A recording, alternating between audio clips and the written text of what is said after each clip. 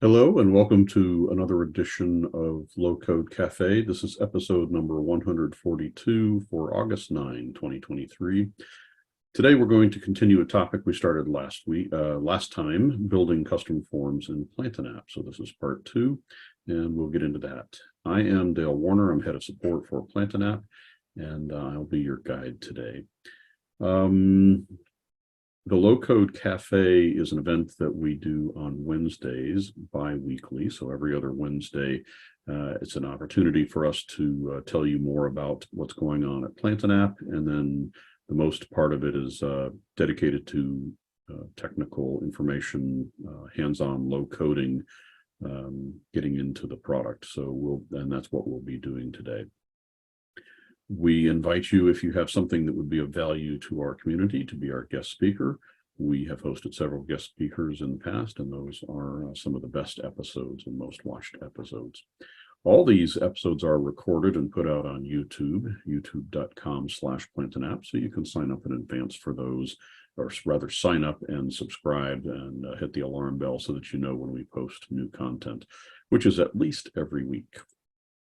Today's agenda, I'll be going through our our From the Trenches segment. This is the trenches of support. And then we'll do some hands-on low-code development working with forms. You can engage with us in lots of ways. You can chat on Q&A, raise your hand if you want to speak. And after it's all over, there's an opportunity to give us feedback with the feedback form. I didn't update this slide, but our next Low Code Cafe is going to be 2 weeks from now. So whatever that date is, sorry about that. And we'll dive right in from the trenches of support. This is an unusual one. Our version 1.25 has been out for several months. We have released 35 hotfixes to it previously, but nothing new to report in this last 2-week period.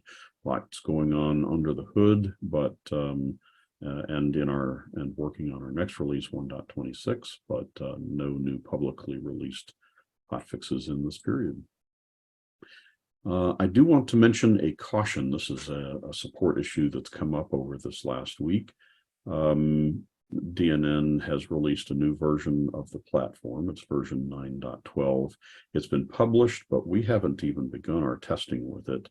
And our first adopter that I'm aware of had issues with 2 different websites where this was installed. We are seeing some form of a conflict where the site went to high CPU, just overrunning the server and becoming totally non-responsive. So a recommendation right now is that you wait before installing version 9.12. And that's really our ongoing recommendation. Always wait for a review of review of new releases, and you can always learn more about our current state of compatibility on our compatibility page. I am going to jump over there now. I'll put this link on the chat here in just a minute, but our compatibility page shows the current versions that we support. So we support all the way back to platform version 9.9.1, and our current recommended version is 9.11.2. Any higher versions are not recommended. So that's the current state of affairs there. And what else do we have? A reminder that every week we have a event, Low Code Campfire. It's more of a meeting format as compared to this webinar format, so you can engage with us and your fellow low coders directly. And it's really become a really great group that I enjoy hosting. So that's Friday, the same hour. And the link for that will be on the chat here momentarily. Let me punch go on that. Yep, so all that's on the chat, links to that. You can register for Campfire. You can see get to our YouTube channel. You can get out to the community portal, which is a really great place to get your questions answered, not only by us, but by the community. There's an opportunity on that community portal as well for office hours, which we run at least once per week, just an opportunity to get help with something specific from our support team. And then there's that webinar feedback form that I mentioned. So all that's out there on the chat. And so we dive right into building custom forms in Plantain app part 2. So part 1 was 2 weeks ago, where we covered form building basics and field creation and placement, button events, things like that. And so if you're picking this up now, if you're into part 2, just realize there's a part 1 out there. Look for episode 141 on the Low Code Cafe YouTube channel. Today, we're going to talk about, we're just going to advance from there, talking about capturing different types of information and doing some more with buttons and some of the common properties that you'll want to know about with fields and actions. We'll also dive a little bit into tokens. So it's we continue on the basics of form building. So review of the last episode, I'll just take a quick look. We built a form, and so the form is here. We built a form that had name, email address, years of experience, phone number, tell us about yourself. It had a button to send when you filled in all this information and clicked join. The idea is you're joining a mailing list. It sent an email off to the administrator with all the information so that they could add you to the email list. So we created the forms, we add the fields, we changed the layout a little bit, and then we created that join button. And so it sends off, that triggers the email, but it also ends up displaying a message, a toast message on the form, so that the person knows that their information was received. But we discussed some other things, like some settings that are overall available to the form, how to set the form name. We talked about the required validator so that certain fields become required, and then different techniques that you can use to access the form builder, whether it's by using the gear icon down here to be able to access the form. That's available on our page builder theme, or this is a universally available method. If you put the form into edit mode, you can find this pencil right here and say that you want to manage the form. I like to manage the form in full screen, but I also like to open it in a new tab. And this gives us the ability to look at the design of the form side by side with the form, with the public presentation of the form, so that we can just kind of interactively add something and see how it works, and add something and see how it works, which is one of the low code patterns that I find very useful, very instant feedback. So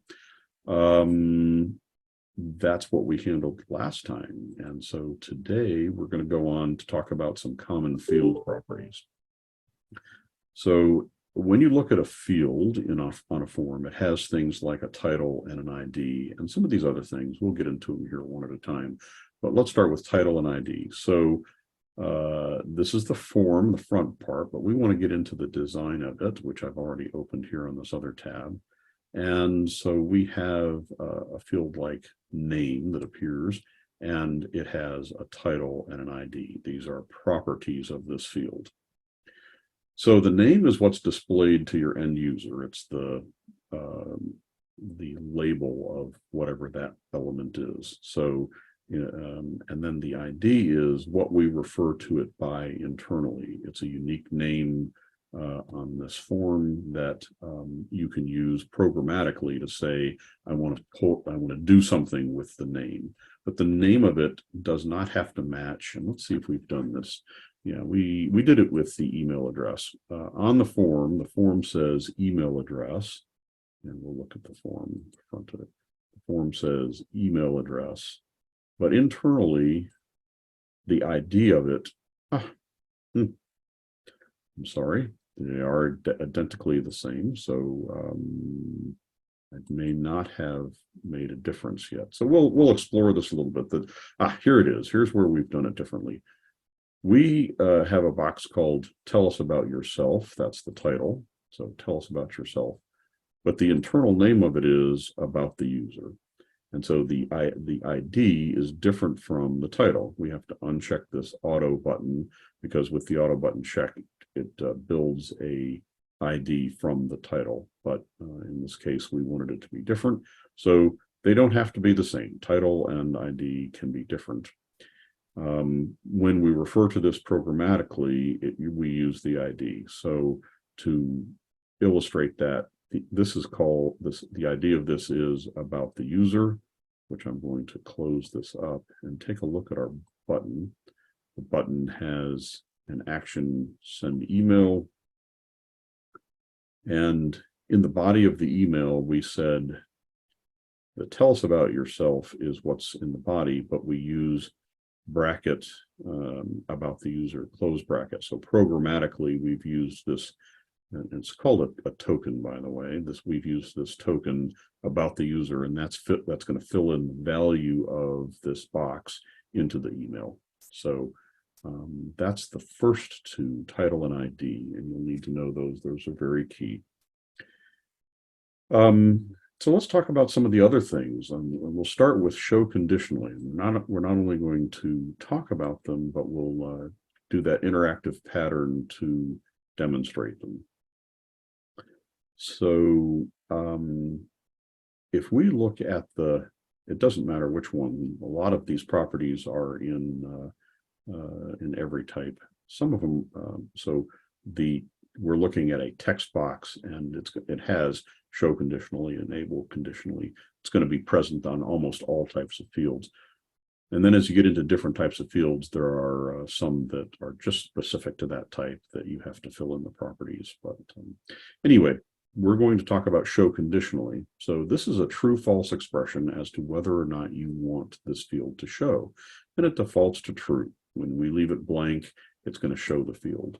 But if we type in the word false, or you can also use a 0 to indicate false and save the form, what we'll see is that this now is no longer going to show. So the name field, we have said we don't want it to show anymore. And when we look at the form, the name field no longer shows, and these other fields have shifted over, which is one of the other behaviors of the way the form works. But we can make it where a particular field doesn't show. You can also say true, and when you do that, that's like the default of blank. The field will show again. Now it's not terribly handy to be able to say true or false on these because we're trying for conditionally, right? So there might be some cases on your form when you want a field to show based on a particular condition, something that's happened on this form, or something that's happening in the data. And so you can place an expression here that says whether or not the expression will evaluate out to either true or false. And as a result, the field will show or be hidden from the form based on that. So we'll get more into those conditions as we go along, but for now, we'll just show that these things can be true or false. So another one is enable conditionally. And if the condition that we put in here evaluates out to false, then even though it shows up on the form, it's not going to be enabled. And so what that looks like when we refresh the form is that now this name field renders out as a little bit grayed out. And if we click into it, I can't click into it and type it. So it's not enabled. And so this is a very common technique where you want to show that something is there. You might show actual value of a name, but you don't want them to be able to change it. And so that's the enabled property. So we'll go back and put that into the default of available. Or enabled rather. Another one is short description. And in this case, we can fit, as we read here, this is a tooltip or placeholder that helps the user fill the form. So please enter your name here. So when we add something with a short description and then let it save, and we'll return back to the page and refresh it. Now we see that please enter your name here shows up inside the box. Now there's some different options available to you. You can make it where it shows up inside the box. As soon as you start typing here, that help text disappears, but when it's blank, it shows inside the box. I think, let's see if I can find it. There's a settings. To be honest, I don't remember, but there are sometimes you'll see that things will appear because that help text will appear as a tooltip where when you hover, it shows it. This particular format is putting it into the middle of the box. Okay, so that is the name field short description. And we'll leave that there. So we've covered these first few, and then one of the ones that's most important and very common is the initial value. So if you want a form to appear with an initial value, whatever you type into the initial value, or whatever, this can also be a token, so it can be something that's computed, but if we just type a name in the initial value and use that, the form is going to be initialized with that name. And so we'll take a look at that. So now this actually has the value of John Doe, and it's enabled, it's visible, so we can change it and do what we want with it, but it's pre-filled in. So this is most useful for when you have when you're going to get your data from somewhere else, like as the form loads, maybe you're going to look it up in a database. It could be from somewhere else, and we'll do that. We'll do that in a moment. It'll illustrate that point, but you can pre-fill in the form using the initial value, and then it's ready for the user. So if the user likes it the way it is, they don't have to change it. And so that's initial value done on done right here. So we're going to come back to this one in just a second and show this with a little bit of programmatical usage. But in order to do that, I have to talk to you about tokens. Tokens, there are a great many of these available to you to use, and so two very common ones are the get token and the user token.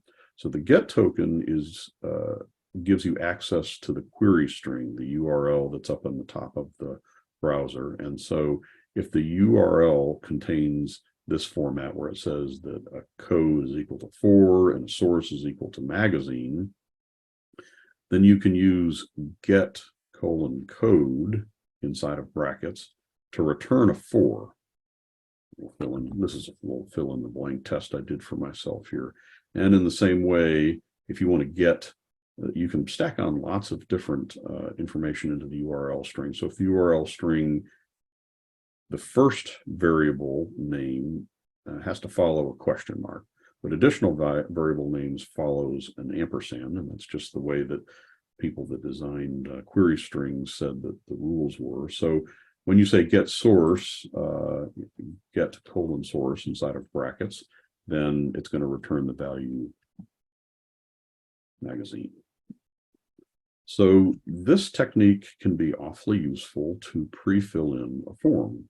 And actually I'll cover the user token first, and then we'll go on to that. The user token returns information about the user that's logged in. So you can say user :user ID to retrieve the numeric number of the user ID. It's an integer number. You can use user first name to get the name of the first name of the user, or email. So I'm telling you that these exist, but where can you find them? Well, if you look in on the configuration section of your Plant and App instance, there's a tokens main menu option. And in what we're talking about right now are core tokens. So you can open up the core token and look for get. See, it's here. When you click on it, it tells you a little bit about what the get token is.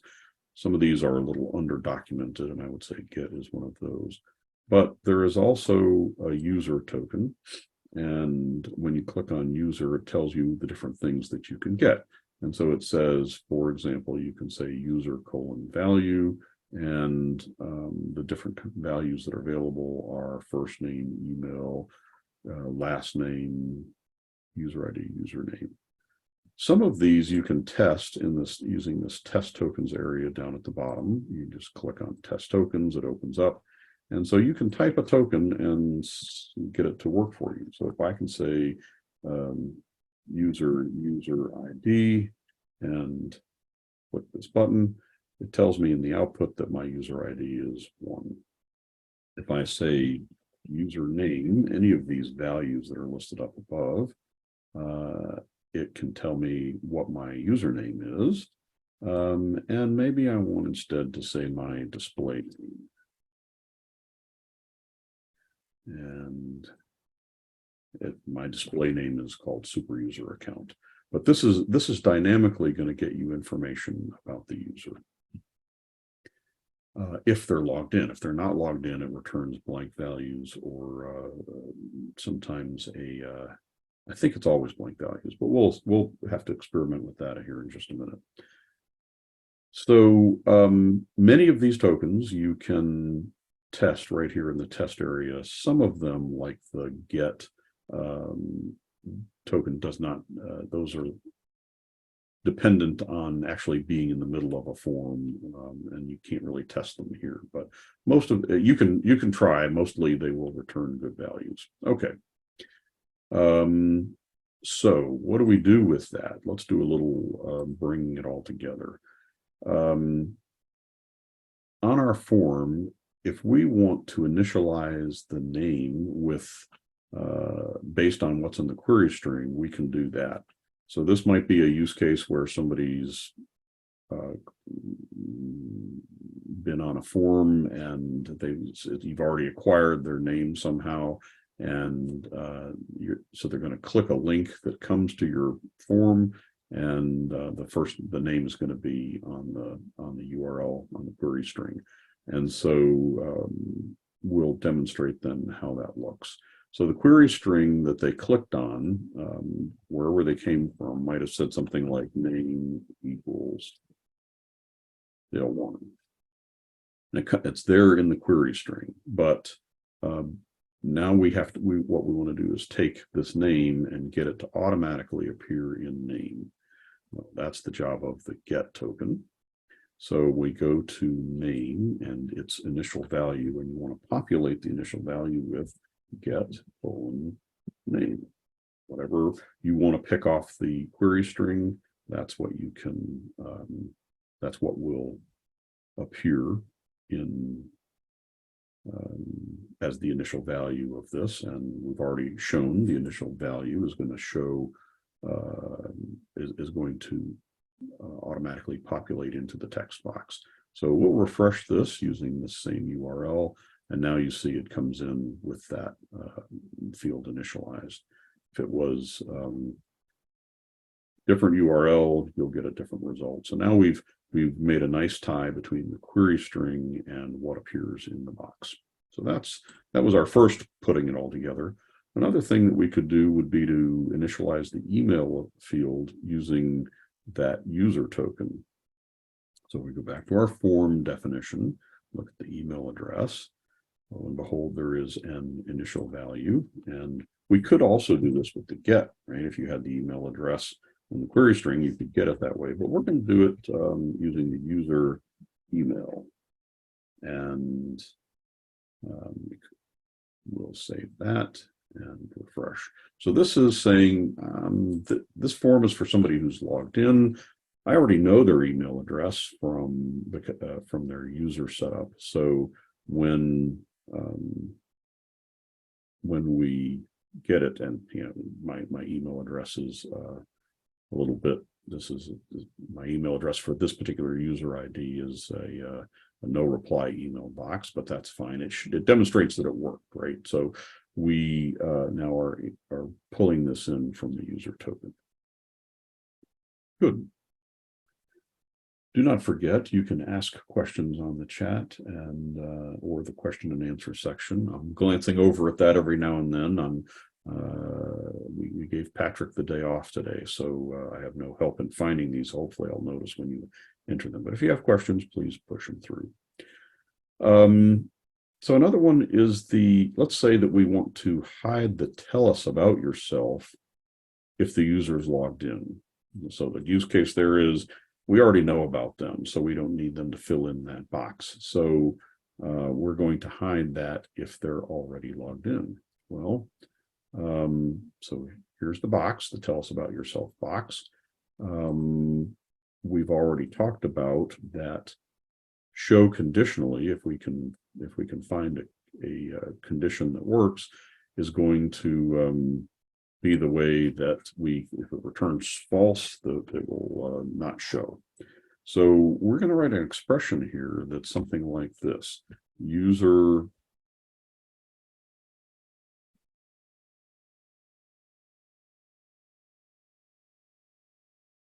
I think this is the one. So if the user ID is not this sign, an exclamation point and an equal sign, is part of our C# syntax, and this is where you have to learn a little bit of syntax. But this is going to say if the user ID is not equal to blank, then it's going to be true, and that means it's going to show. And if the user ID is blank, then it's going to be equal to false, and it's not going to show. So as with all of what we've been doing, we save it and test it so we can have a quick cycle to make sure that it's doing what we want. So I am a logged in user and the box still shows. If I go to this same URL, but in an incognito session, so you started incognito means the browser appears as if it's not logged in. And with that session, then the please tell us about yourself doesn't show. So it looks like I have these exactly backwards. And I think to my, we wanted it to show to the not logged in user. So let's see if I can fix that.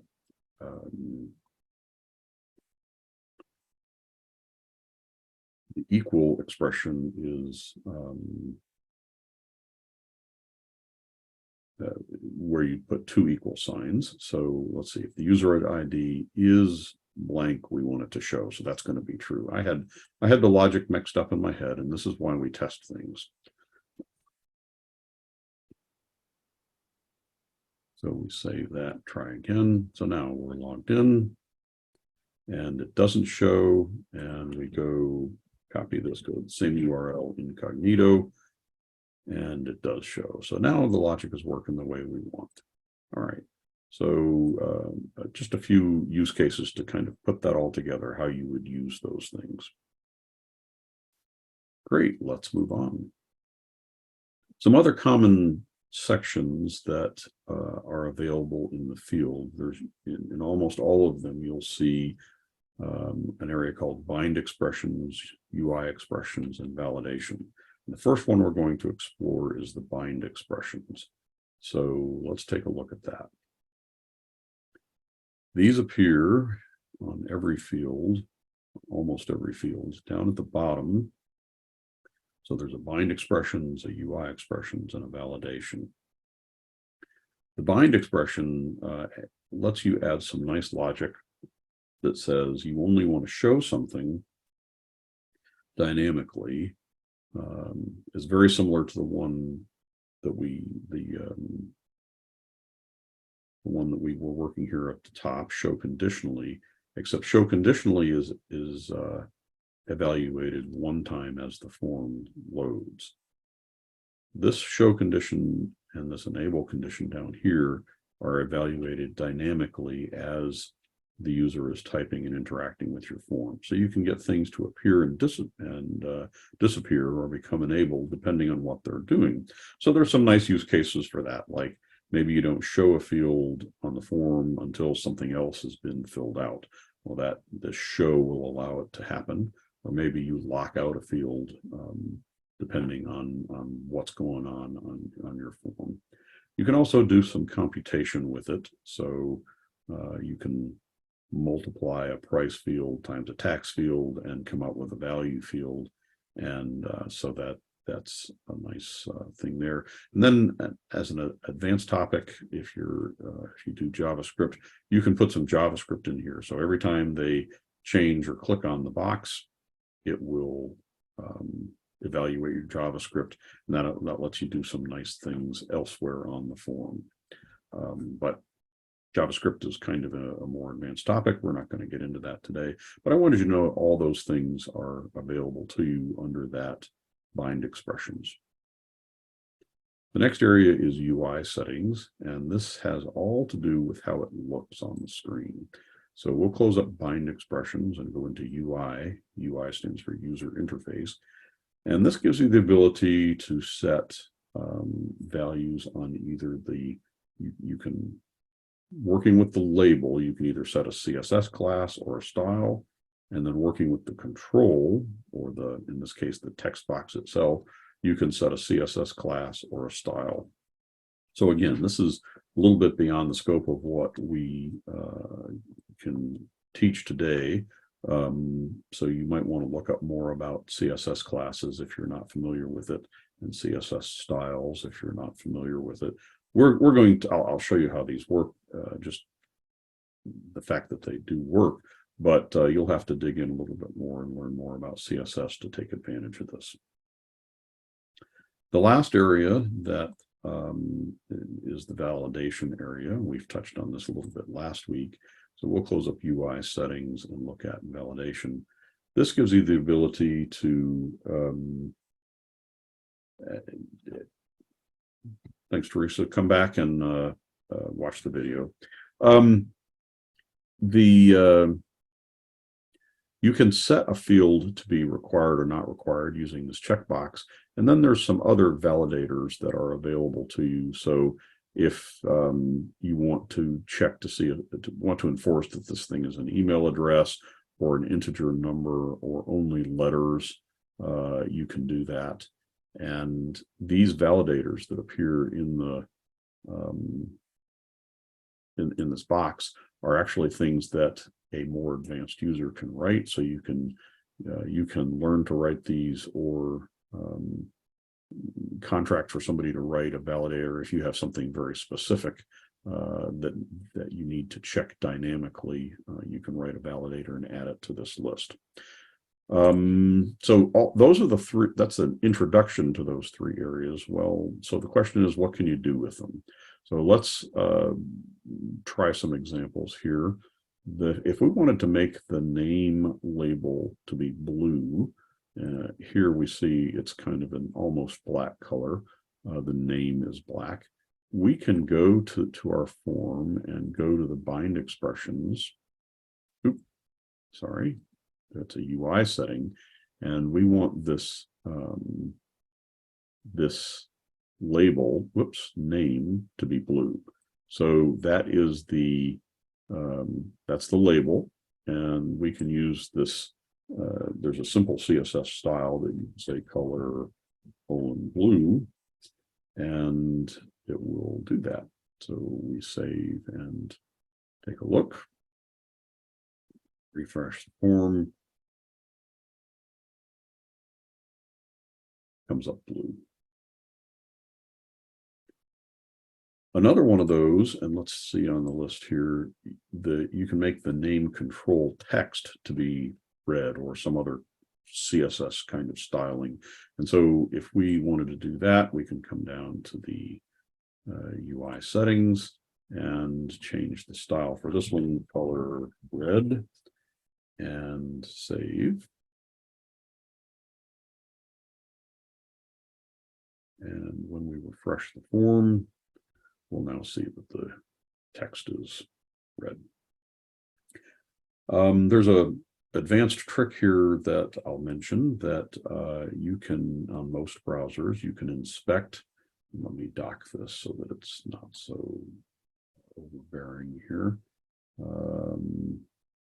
So there's the the ability to inspect things and see what the HTML is. This is a little bit again of an advanced topic, but we can see that the element style for this thing is color is red, and you can click in on this, and instead of saying red, you can see all the different.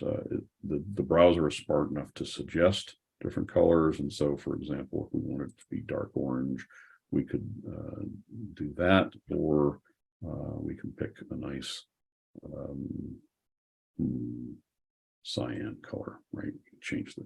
So you can get a little bit interactive with this stuff, and you can also use this as a what you see is what you get. Try it out, kind of a thing, so that you can interactively discover what styles you might want to apply. So let's say another one, if we look at, if we start typing the word font, we see it suggests font size, and maybe we can say that we want it to be extra large, and notice that it pops up like that. So now we've learned that the style of font size extra large will give us a result that we like. And if you go back to your form and fill that in the UI settings, we can just add a semicolon to the last one and say the font size of extra large. What we were doing here is interactive and very temporary, but once you save it into the UI settings, that now becomes permanent with that form.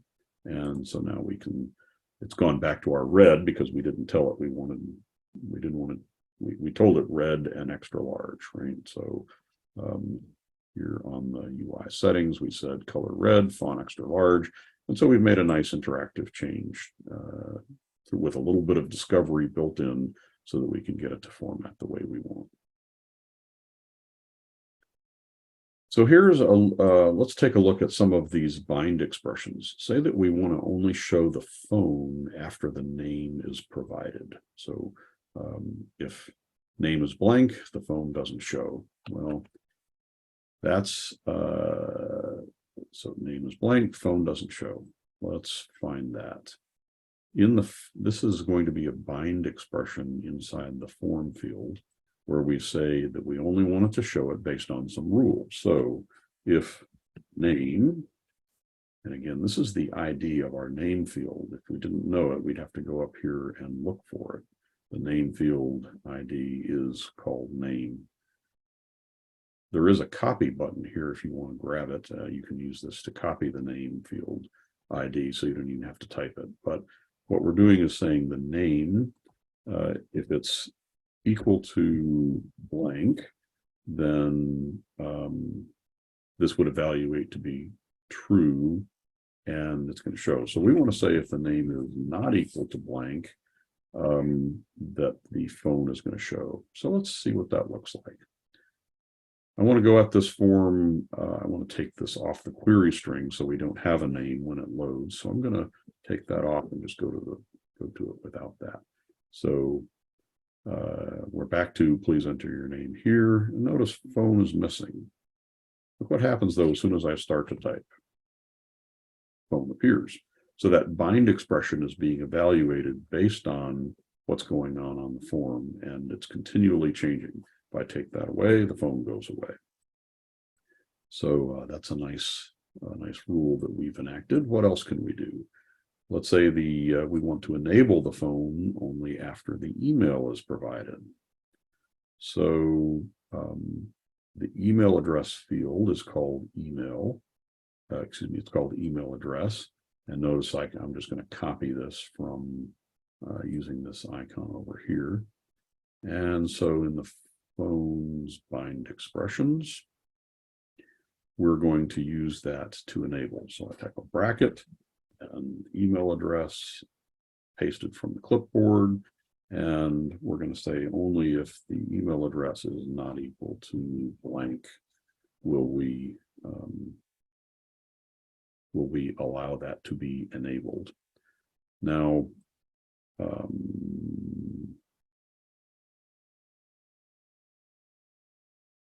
sure, we'll save that and give it a try.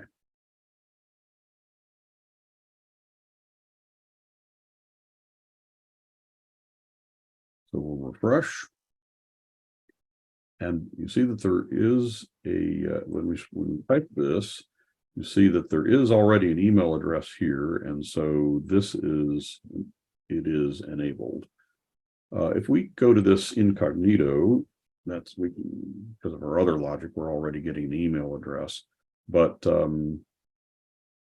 now the email address is blank. We start typing a name, the phone appears, but notice that's disabled. I can't type in it until I give it an email address. And so now this is enabled and we can do it. So those are just kind of a simple and maybe a little bit nonsensical examples of what you can do with bind and with those bind expressions. But the ability to show things and enable them only when rules are met is a nice thing, a nice feature that's built in. And then lastly, we wanted to make years of experience be required. This is kind of a review. Years of experience right now, if we go to this form and type the join button, hit the join button, we see that this field is required, but years of experience doesn't show up with any error message. It would let us enter this form without it. If we go to years of experience and scroll down to the validation section, we can make it be required. And now we get a different result when we refresh the screen.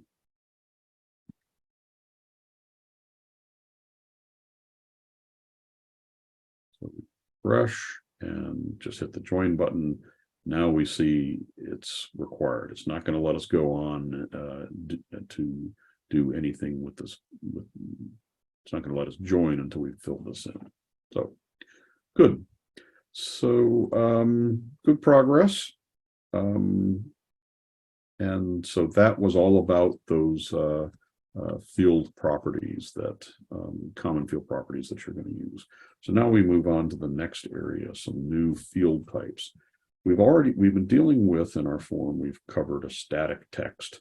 We haven't talked about it today, but it's this thing that's up here that says join our mailing list. We can look at it. It's this field, the static text field called overview, and we've just said join our mailing list here. So whatever we put in there, that's what is appearing on the screen. So that's static text. But the text box for the name, we have an email type box for the email that enforces email validation.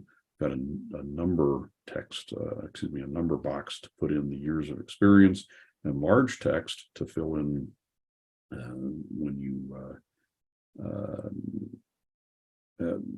in the tell us about yourself section, which now is only visible to users that aren't logged in.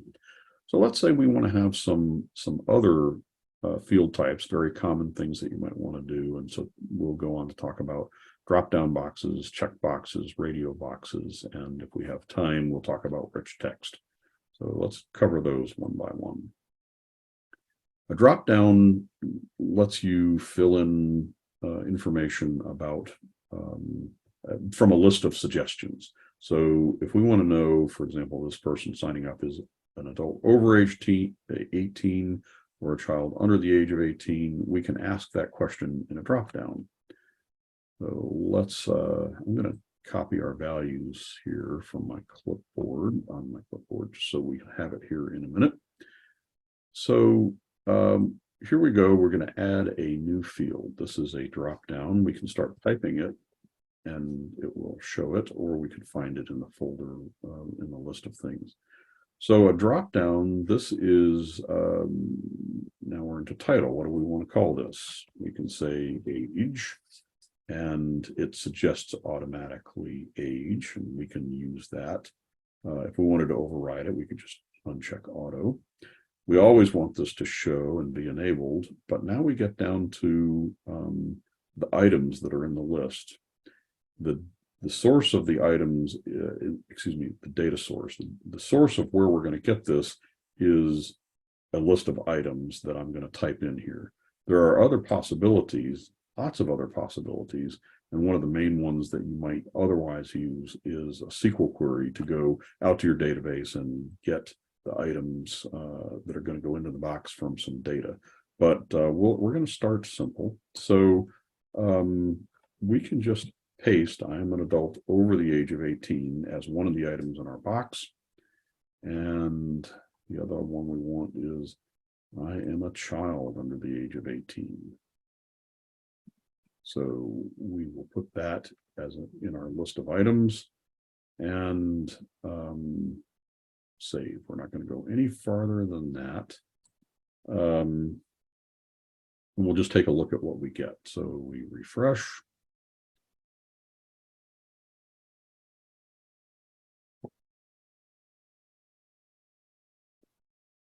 Notice now that age is a box that goes from full side to full side. We need to work with the layout a little bit. It renders with this down arrow, and when we click on it, it gives us the choices. And so we can click on it. That should be very familiar to anyone who's ever filled out a form on the internet. So let's clean up where it's positioned, because it's also underneath the join button, and change the width. That again is the layout. We can drag this above the join button by using this menu to the left, these handlebars, and then narrow it down so that it's not taking up quite so much room, and save. I'm going to let's demonstrate that, and then see the impact, and then let's see what we're going to get out of it. So now it's narrower and a little bit more sensible to work with. We have these two choices. Probably want to make this field required, because you want them to pick one or the other. As it is now, it's not required, and they could get by without answering the question. So we'll go back, and in our age field validation, we'll say that it's required, and that'll take care of that. But I'm also going to introduce you to another technique that I use sometimes when I'm developing a form, where we just show the values. And this would be a temporary button on the form, just so that I can know what the values of the form is. So I'm going to say show values as my title of my button. I'm going to turn off causes validation. This will let me fill in. I can click this button whether or not things are filled in. This is just for me to work with. It's also not my default button. The default button sometimes whatever button you designated as default, when they hit the enter key on a keyboard, it's going to jump to that button. So that's can be useful for that. There's some other properties of buttons, but the one that I wanted to add here quickly, there's a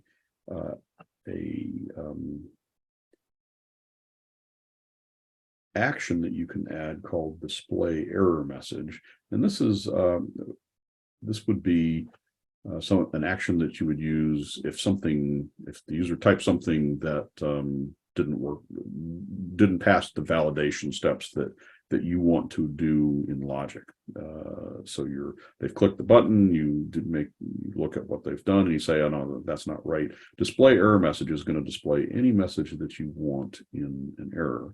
Well, I'm just going to use this handy append all fields button, and so it's going to put all of our content out onto the as an error message. And so it's just taking advantage of this error mechanism to show the values of the fields. So it's a nice little debugging functionality. And then we'll take this button away when we're all done. So if I hit show values, you'll see how this error message renders. It pops this red box, and it shows you all of the different things that are on the screen. And so now as I interact with this, I can say I am a child under the age of 18 and show values. And now we'll see that the age token returns I am a child under the age of 18. Or I can pick I am an adult over age 18. So now we can interactively see that what kind of values we're getting out of our new age field.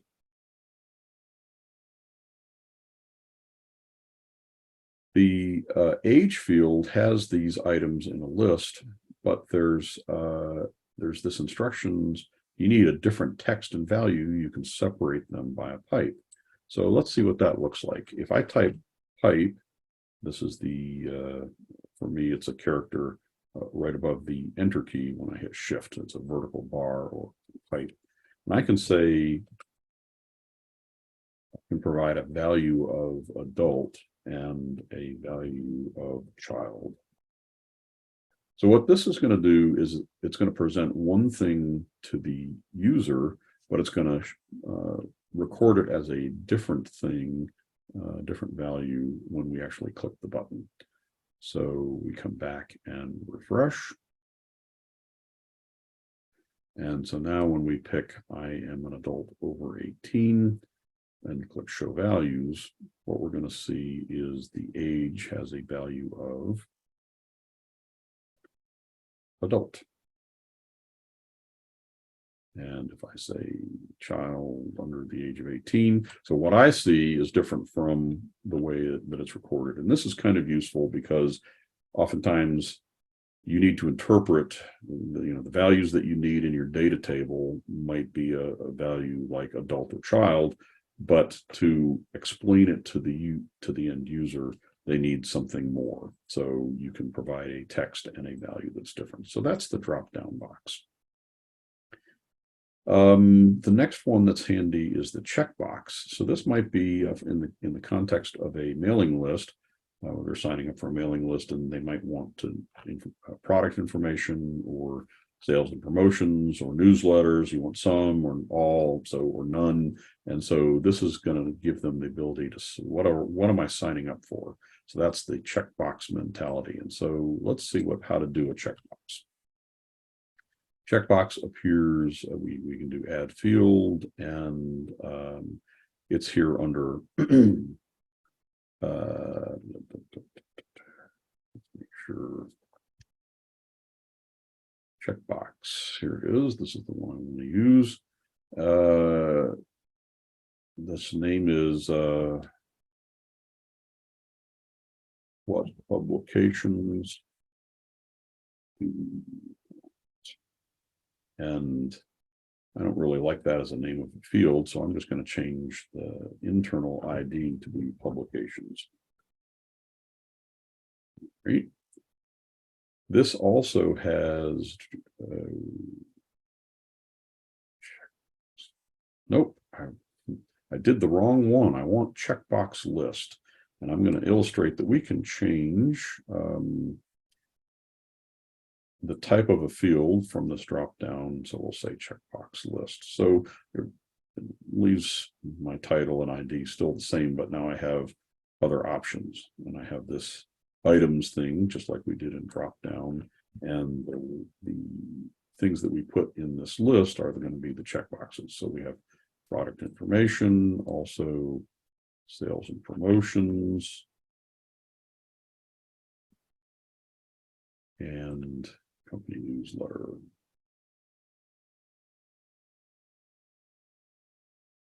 So let's see how this renders. So we'll save it and refresh.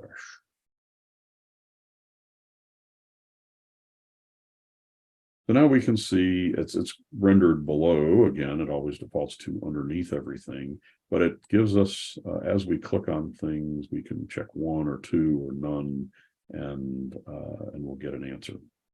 If we click these and hit show values, you would hope that it would show, but in fact, it's not going to show because the append all fields is a one-time thing. So we don't get an answer here. We've got to update our button to be able to get the output of it. So let's clean that up a little bit.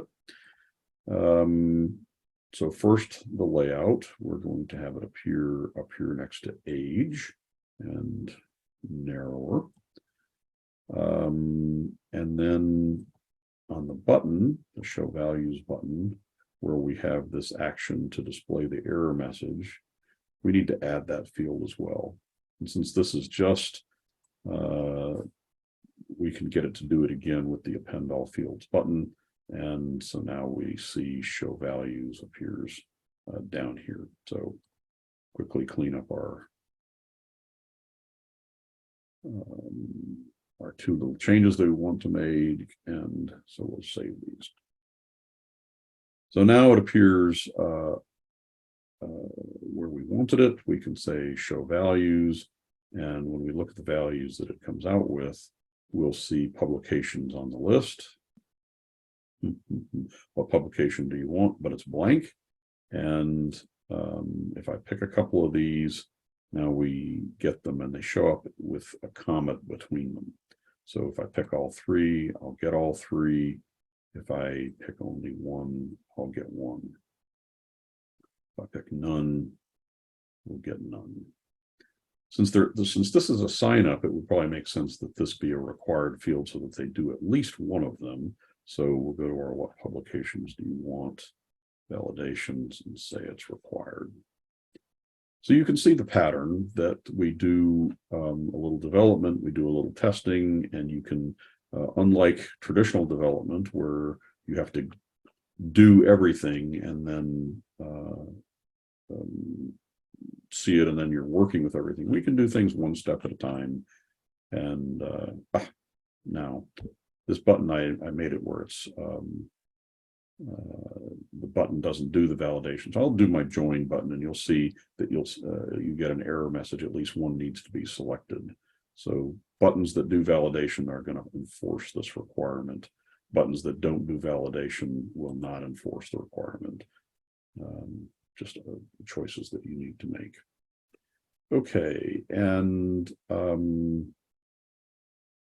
in the minutes that we have left, I'm going to jump down to the last case that I mentioned, which is radio boxes. So you might want them to pick one thing out of a list. This could also be a drop down, but radio box is another nice familiar. So you could have what do I own as a selection, and we'll do one of these choices. So I'm going to grab this on my clipboard. We're going to ask about what they own. So this is, we're going to add a field called radio boxes. And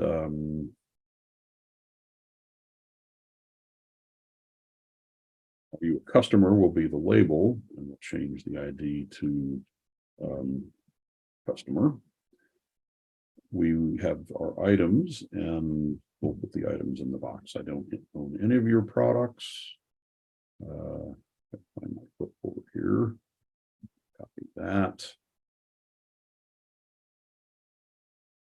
One of your products.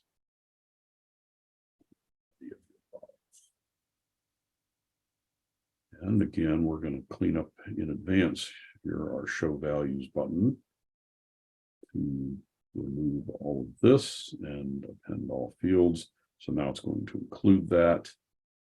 I also am going to clean up the layout. I'm saving that much and then going to do my layout as well. So I want customer to appear up here next to publications, and so we'll save that as well. As you can see, you can do these things quite quickly. We'll refresh. So now we have radio boxes. So as we get to this, you can click one, but not many. That's the difference between radio boxes and checkboxes. And if we say, I own one of your products and click our show values, we can see the value that it comes out with is, I own one of your products.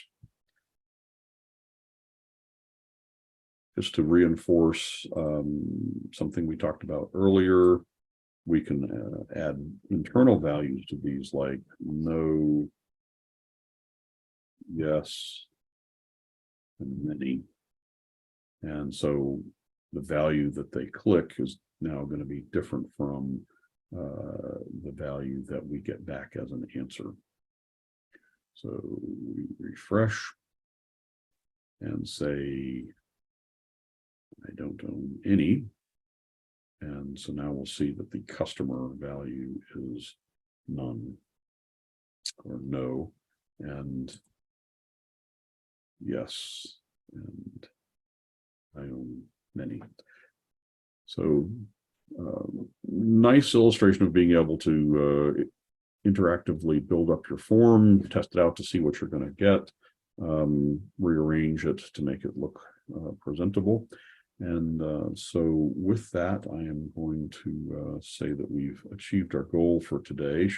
A little bit more about forms and how to build different form types. There's a lot. Oh, we did get one question, so I'm going to answer that before we drop off. The question was, for the checkbox list, how can you work with the list once it's submitted? The checkbox list returns back a comma delimited. So all the different answers that were in that that the user selects are there with a comma. So you could just directly save that. It really depends on what you want to do with it. The values that you get back, it's going to be A comma B or A comma B comma C. And so one possibility in our mailing application, we just want to put that in the email. So you can just take that value and put it in the email and you're done. The email is going to show the lists that they signed up for and the person is going to interpret. If you want to do something programmatically, you could store the value in a data field just as it is with the commas in it. And that use case helps out a lot. If you're going to let somebody come back and edit the form, the same form that they filled in, you can put that same value into the checkbox, and now those fields are going to show up checked. So if you set the value back to the value that it came out with, the field is going to respond that way as it'll respond that way for the initial value. And then finally, you might want to do some work on it, some programmatic work, like splitting the commas, splitting the values up into not comma delimited, but more of a list. And that would require some extra programmatic effort. But if you want, for example, to save those values out into a row in a table, you're going to need to split it up. And that takes extra work, but it can be done. So lots of different things you can do with it. I hope that that's a fast answer to a complex question, Don, but I hope that helps. If it doesn't help, I encourage you to join us on Campfire on Friday, and we can talk about it some more. But thank you for attending this edition of the Low Code Cafe, and we will see you again in 2 weeks.